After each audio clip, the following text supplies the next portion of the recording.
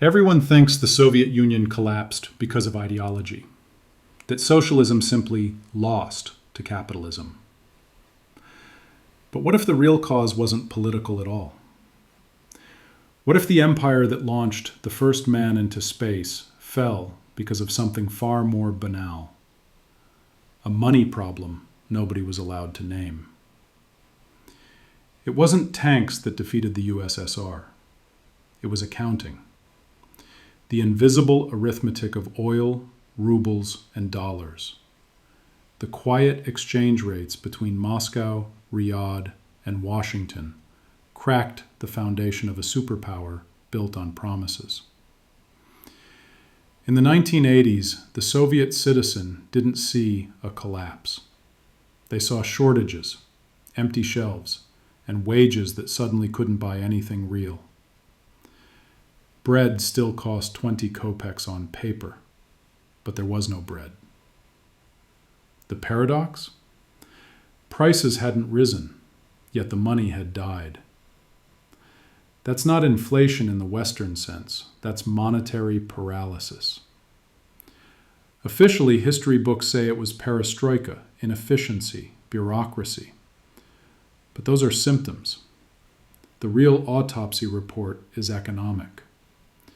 The USSR's money system was a closed loop, cut off from the world's gold, trade, and price signals. It could print rubles endlessly, but those rubles had no bridge to reality. And when oil prices, its lifeline, crashed in 1986, the entire illusion shattered. Imagine you live in a house with no windows, painting the walls brighter each year, believing it's daylight. Then one morning someone opens a door, and you realize it's night outside. That's what happened when Soviet planners saw the true value of their currency compared to the dollar. The facade of strength turned into an accounting nightmare. Debts denominated in hard currency, revenues in soft rubles, and no way to reconcile the two. Every empire collapses in its own language. Rome's was Latin, debasement. France's in 1789, assignat. America's crises are written in bonds and liquidity. The Soviet collapse was written in a different alphabet, but the same logic. Money detached from value eventually devours the system that prints it. Arithmetic cannot be deceived. You can censor newspapers, but not numbers. If this made you look at history through a new lens, comment where you're watching from. The story's just beginning. To understand how the Soviet money system collapsed, we first need to see how it was built, because no empire, no matter how ideological, survives without a financial skeleton, a system that channels labor, resources, and promises into something that can circulate. After the revolution of 1917, Russia didn't just change its flag, it changed the concept of money itself. The Bolsheviks called gold a capitalist relic. In their new world, money was supposed to be a symbol of planning, not a medium of trade. They tried to replace the market with mathematics, and for a time it worked, or seemed to. By 1930, the Soviet Union had created one of the most centralized monetary systems in human history. The state bank, Gosbank, wasn't just a regulator, it was the single bookkeeper of the nation. Every enterprise, every farm, every ministry, all their accounts existed inside one balance sheet. There was no bank competition, no market interest rates. Money didn't move between people, it moved between plans. Here's how it worked. Factories received credit limits, not in real money, but in accounting entries. They couldn't transfer rubles freely. They could only spend within the plan approved by Moscow. So when a factory made shoes, it didn't sell them. It fulfilled a quota. And when a worker got paid, his wages came from those same circular entries, rubles created by decree, not by profit. It was a self-contained world, a kind of economic terrarium, sealed off from the oxygen of prices. Inside it, production numbers looked incredible. Millions of tons of steel, thousands of tractors, endless graphs of growth. But what no one could measure was value. Because value in the real world only exists when someone is free to refuse a price. And in the Soviet system, refusal was illegal. By the 1950s, this model was already showing cracks. Stalin's death left an empire rich in factories but poor in liquidity. The ruble wasn't convertible to anything, not dollars, not gold, not even goods abroad. So to the outside world, it was a ghost currency. Then came oil. In the 1960s and 70s, the USSR discovered that its buried wealth could serve as a backdoor into the global system. Oil and gas sold to Europe brought in hard currency, dollars, marks, francs. This was the first taste of real money the Soviet system had seen in decades. Suddenly, Moscow could buy Western machines, technology, and even grain. But there was a catch. Those dollars didn't belong to the people. They went straight to a shadow network, the Ministry of Foreign Trade, Gosbank, and the secret Valuations Fondi, hard currency reserves known only to top officials. The Soviet ruble remained trapped at home, its official exchange rate absurdly fixed, 1 ruble for $1.60, at a time when the black market rate was 20 times worse. The planners knew the truth but couldn't say it out loud. The Soviet economy was running on two currencies, one visible, the other invisible, one ideological, the other real. That's not socialism, that's dual accounting. Every empire builds its illusion of infinity. The French printed assignats, claiming the nation's land could back them. The British built credit on colonies and trade routes. The Soviets built theirs on oil barrels and paper rubles. Each system needed faith, and faith, once broken, reveals what the numbers always knew. So the question isn't why the Soviet Union fell in 1991. The real mystery is how it managed to survive this long, with a money system that denied the very logic of exchange. The answer lies in control. Gosbank could dictate prices, banks, and trade, but not physics, not the mathematics of value. They believed the economy could be engineered like a rocket, precise inputs, predictable outcomes. But human wants, like gravity, aren't programmable. You can command production, but you can't command desire. And yet for 70 years, the machinery of control kept turning, powered by oil exports, military contracts, and secrecy. Behind the slogans of equality stood a reality closer to a corporate monopoly, one where a few men in Moscow controlled the money spigots of an entire civilization. If you see echoes of that system in today's world, with central banks printing trillions and currencies detached from anything tangible, you're not mistaken. History rhymes in decimals and digits. If this part helped you see the architecture behind collapse, write, "I see the system," in the comments.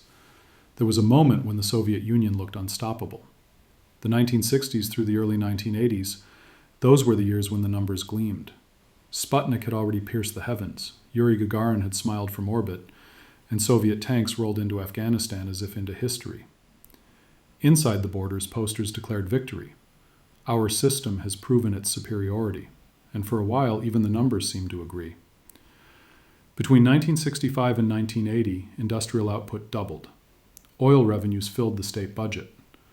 Every apartment block built in the gray concrete jungles of Leningrad or Novosibirsk looked like proof that socialism could buy comfort without capitalism. The ruble, though fake in global markets, still bought real goods at home, because everyone believed in the plan. But belief, as every financial empire learns, is the most expensive currency of all. The illusion was mathematical. The Soviet system created what economists later called soft budget constraints.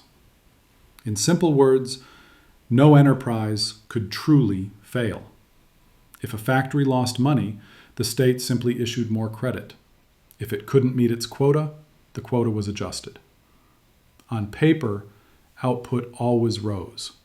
But in reality, the economy was becoming a house built of bookkeeping entries. The oil boom of the 1970s hid this rot perfectly. When global oil prices quadrupled after the 1973 Arab embargo, the USSR suddenly swam in petrodollars. Hard currency, the same dollars it once despised, became the lifeblood of its survival. Here's the paradox. A socialist empire became a commodity exporter dependent on capitalist markets. The ruble was backed indirectly, not by gold or productivity, but by the world's thirst for energy. Moscow's ministries began to think in dollars even while preaching Marx. The illusion expanded. Western banks, flush with OPEC money, lent to Soviet bloc countries through the 1970s. Credit was easy, and the USSR spent it lavishly, importing Western technology, machinery, and entire industrial complexes from Germany, France, and Japan. On paper, it looked like modernization. In truth, it was dependency. The USSR was paying for progress with tomorrow's oil. Inside the country, a quiet schizophrenia emerged. The official ruble exchange rate, 1 ruble for $1.60, was pure fiction. In Moscow's currency black markets, $1 cost 5, then 10, then 20 rubles. The gap was a silent scream. The numbers inside the plan no longer matched the numbers outside it.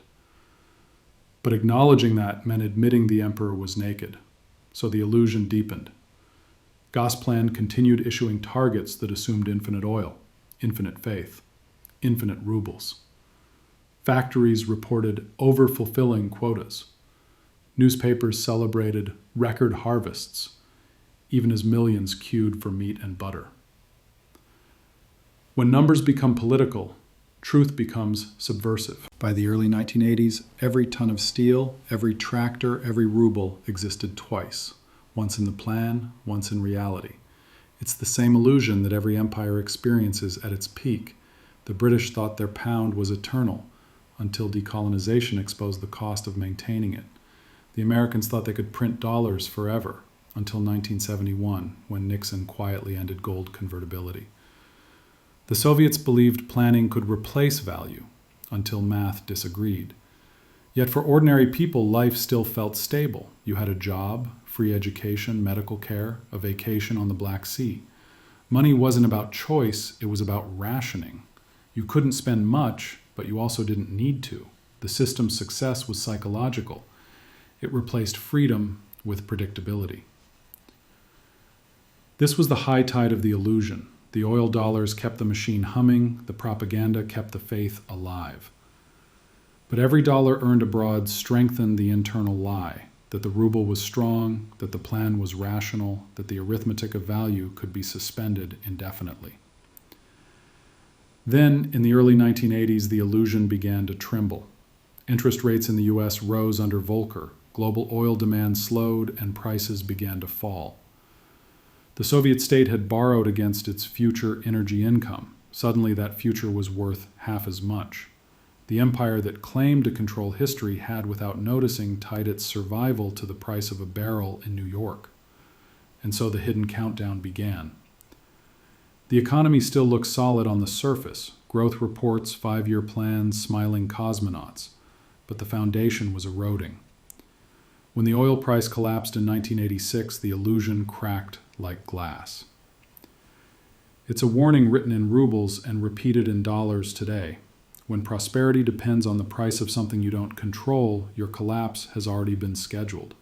You just haven't received the notice yet. If you felt that shift from triumph to tremor, comment, "I felt the illusion break." Every illusion ends with arithmetic, and in 1986, the Soviet illusion finally met its numbers.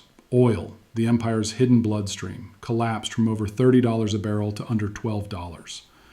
For the first time in decades, Moscow's hard currency inflow dried up. The dollars that had quietly funded imports, technology, and grain simply vanished.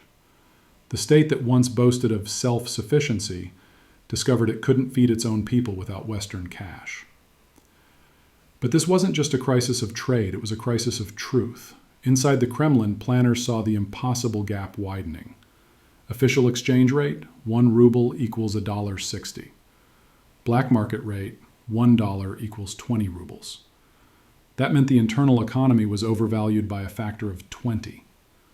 Every ton of oil, every unit of export was being sold abroad for dollars and revalued at home as if those dollars were worth far less than they actually were. The math didn't add up, and when math stops adding up, systems collapse, no matter how loud the slogans.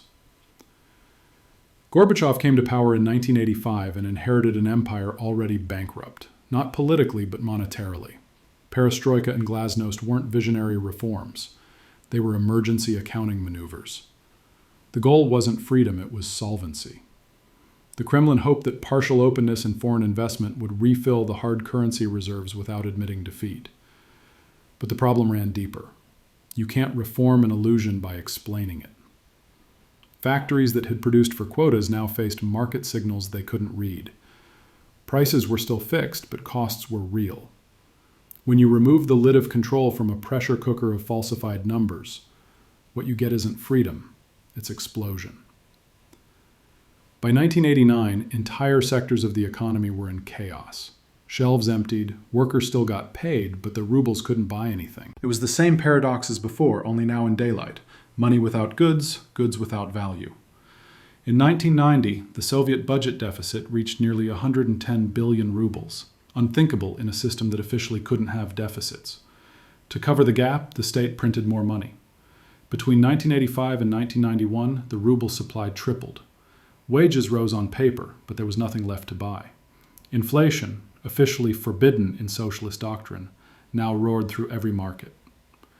It wasn't just an economic breakdown, it was a psychological one. For 70 years, citizens were told that money was merely a tool of accounting, not of greed or speculation. But when their savings evaporated overnight, they discovered what every empire learns in the end. Value isn't declared, it's believed. By 1991, the black market wasn't a secret anymore. It was the market. The Soviet Union existed only on paper, like a bankrupt company whose branches still stamp forms after headquarters has burned down. In December that year, the official dissolution was almost ceremonial. The ruble had already died months earlier. Central Asia, the Baltics, Ukraine, all printed their own currencies, desperate to break free from a collapsing monetary vortex. The empire hadn't been defeated by NATO, nor by democracy. It was defeated by arithmetic. When your income is in oil and your expenses are an ideology, one day the numbers won't meet. Think of Rome debasing its silver denarius to pay the legions. Think of France printing assignats backed by confiscated land. Think of Argentina borrowing dollars it could never repay. The pattern is identical. When a system spends more trust than it earns, collapse is only a question of time. The Soviet case was special only in scale. It was the largest planned economy in history, and yet, when it fell, no bombs exploded, no foreign armies invaded. The system simply stopped working. Shops closed, salaries lost meaning, and an empire of paper turned to dust. And the hidden irony? The same West that celebrated victory over communism was itself running on a new illusion: floating currencies, expanding debt, and the belief that value could be managed by policy rather than produced by labor. The USSR's collapse wasn't just the end of socialism. It was a warning to capitalism. A mirror held up to a world that had learned the same trick: to print what it cannot earn. When the ruble finally collapsed, it took more than an economy with it. It took a generation's faith. Faith that numbers could be commanded, that ideology could replace price, that promises could outlive value. Arithmetic cannot be deceived. It waits patiently, and when it speaks, empires listen. When the Soviet Union collapsed in 1991, the world called it a victory of freedom. But what really collapsed wasn't communism. It was a monetary illusion. The great experiment in central planning had died not from ideology, but from insolvency.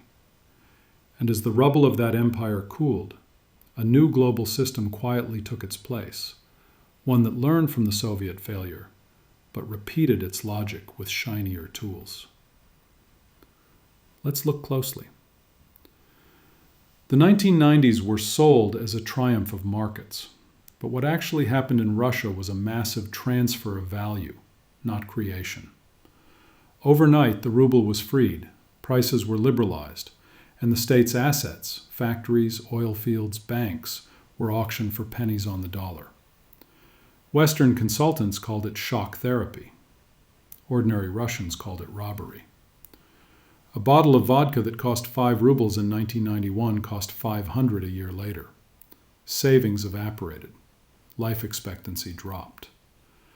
The same accountants who once managed planned prices now managed privatization tenders. Gosbank was replaced by dozens of commercial banks that printed their own credit without regulation. The illusion had changed its name, not its nature. Because behind every collapse, there's always someone who benefits from chaos. In the Soviet system, that beneficiary was the state bureaucracy. In the new one, it was a handful of men who understood the real math, that in times of hyperinflation, real assets, oil, gas, metals, become priceless. By 1996, Russia had a new class of oligarchs, each controlling what had once belonged to 280 million citizens. It was the fastest wealth transfer in modern history. And it was made possible not by tanks, but by spreadsheets. But here's the deeper irony. While the Soviet Union died because its money wasn't real, the New World system that replaced it did something even bolder. It made everyone's money unreal. In 1971, the US had already broken the last link between the dollar and gold. By the 1990s, that dollar became the de facto global currency. After the USSR's fall, the world had only one financial gravity center left, the Federal Reserve. Russia printed rubles backed by dollars, China pegged its yuan to dollars, Europe built the euro as a dollar alternative. Every nation that once followed its own ideology now revolved around one principle: debt as money. If the Soviet ruble was backed by oil and quotas, the modern global system is backed by credit and expectation. Central banks issue promises, governments spend promises, and markets trade promises. It feels freer, but the mechanism is the same: numbers detached from real production. Look closer and you'll see the ghost of the Soviet system in today's world. Centralized credit creation? Check. Artificially low interest rates to stimulate growth? Check. Statistics massaged to preserve confidence? Check. The difference is that this time, the propaganda doesn't wear red. It wears suits and speaks in acronyms: QE, MMT, GDP growth, liquidity support.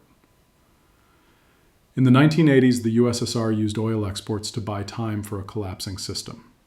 In the 2020s, the world uses debt issuance and money printing to buy time for a collapsing growth model. The actors changed, the logic didn't. Both systems rely on faith that paper equals power, and both fear the same thing: a sudden accounting of reality. When the Soviet illusion broke, shelves emptied overnight. When the next illusion breaks, it might not be bread that disappears, but credit. The supply lines of trust that run through digital banking, markets, and algorithms can vanish faster than any physical good.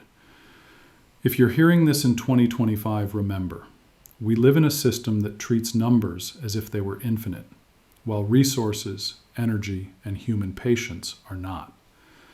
The Soviet planners once thought they could command value with decrees. Today's central banks think they can do it with policy. Different language, same delusion. The collapse of the Soviet Union wasn't the end of an era. It was the beginning of a warning, because every empire, whether socialist or capitalist, reaches the same final chapter, when its money grows faster than its meaning. History doesn't repeat, it compounds. If this part opened your eyes to how yesterday's collapse echoes in today's markets, write in the comments, the illusion continues. Every empire believes its money is special. Rome had its silver, France its assignat, Britain its pound, America its dollar, and the Soviet Union its ruble. Each claimed to represent something eternal: faith, empire, productivity, ideology. But money is not eternal. It's a mirror, and when the reflection no longer matches reality, the mirror shatters. The hidden collapse of the Soviet Union wasn't the fall of socialism. It was the revenge of arithmetic. A civilization that tried to rewrite the laws of value learned that numbers are not negotiable.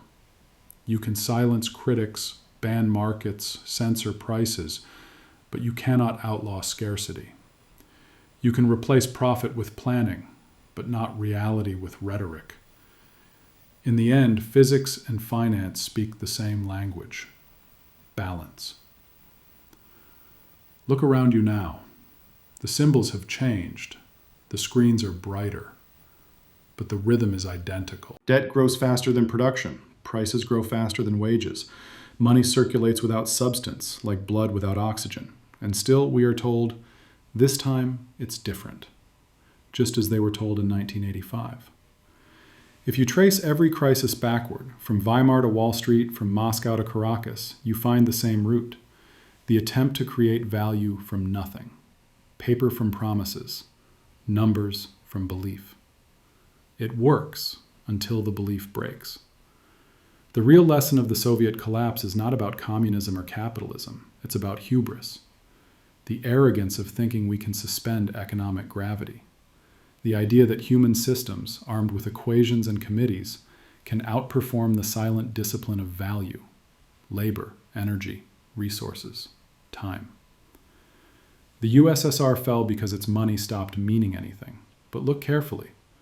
When all currencies float, when all debts expand, when all systems depend on confidence, what, then, is real? We have globalized the very illusion the Soviets once contained behind an iron curtain. Arithmetic will return. It always does.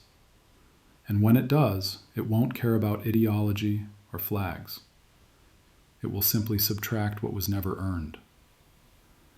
If you've heard the echo between their collapse and our own trajectory, write this phrase, not as prophecy, but as a reminder. Value must return.